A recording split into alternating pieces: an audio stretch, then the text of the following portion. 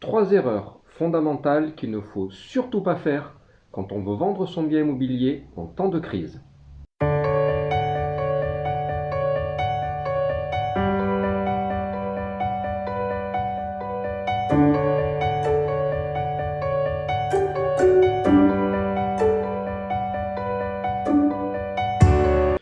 Alors vous en avez entendu parler, plus personne ne veut ou ne peut acheter un bien immobilier en ce deuxième semestre 2023. Les banques ne prêtent plus, les taux explosent et le marché de l'immobilier est au ralenti. Alors, on va relativiser un petit peu cet élément. Il va encore y avoir sur cette année 2023 à peu près 900 000 transactions sur l'année. Ça prouve bien qu'il y a encore des affaires qui se font, des acquéreurs qui se financent, des vendeurs qui arrivent à vendre. Mais bien entendu, la stratégie est différente par rapport aux belles années que nous avons connues.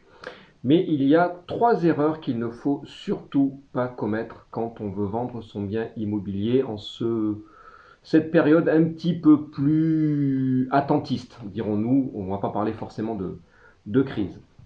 Premier élément, surtout soyez très très vigilant sur vos concurrents. Vous voulez vendre votre maison, votre appartement, votre terrain.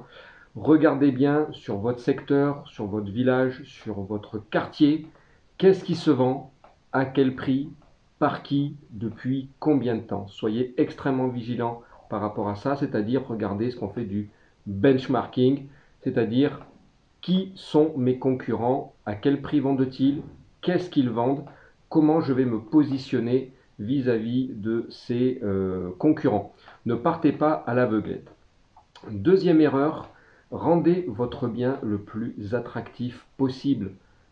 Des choses toutes bêtes, mais auxquelles des fois on oublie de faire parce que on le voit pas, on le voit plus.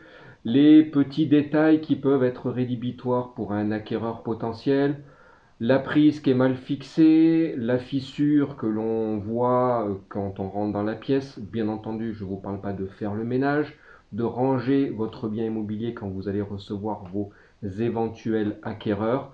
Rendez votre bien, on va dire, le plus sympathique, le plus attractif, le plus aéré, le plus lumineux, pour que quand l'acquéreur potentiel va rentrer dans votre bien, il ait tout de suite envie de se projeter, voire même d'y rester, et là vous avez tout gagné. Troisième erreur qui aujourd'hui il ne faut surtout pas commettre, n'essayez pas de vendre seul.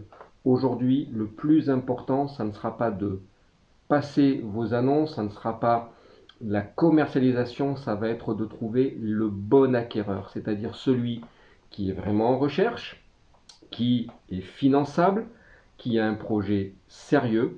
Et pour ça, il faut absolument que vous passiez par un professionnel, parce que le professionnel connaît les acquéreurs, sait déterminer quels sont les acquéreurs sérieux, ceux qui ont un vrai projet, ceux qui ont un vrai financement, ceux qui aujourd'hui ne sont pas, on va dire, en début de recherche et on ne sait pas trop quand est-ce qu'ils vont acheter, et surtout qui saura déterminer la capacité financière de votre acquéreur. Donc surtout ne vous lancez pas seul, c'est le meilleur moyen de tomber dans les 41% de dossiers non finançables si vous ne vérifiez pas en tout cas la solvabilité de vos acquéreurs, et pour ça le professionnel de l'immobilier lui saura le faire. J'espère que ces quelques petites informations vous auront aidé, et surtout n'ayez pas peur, pas de panique, il y a encore des affaires qui se font, c'est juste un petit peu plus compliqué, un petit peu plus long, et pour ça il vaut mieux se faire accompagner par un professionnel. Je vous dis à très bientôt pour faire le plein de conseils IMO. À bientôt, au revoir.